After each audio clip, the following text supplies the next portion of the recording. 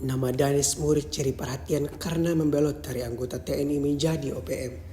Dirinya langsung kena batunya karena tewas ditembak mantan rekannya sesama TNI, yakni tim gabungan TNI Polri Satgas Damai Cartens.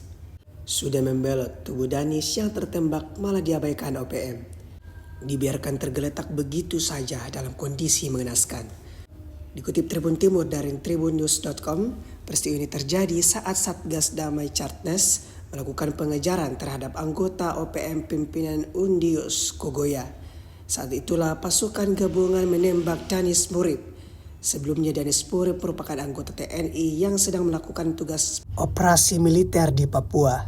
Namun pada 14 April 2024, Danis Murid meninggalkan pos Moanemani baru di distrik Kamu, Kabupaten Bogiai.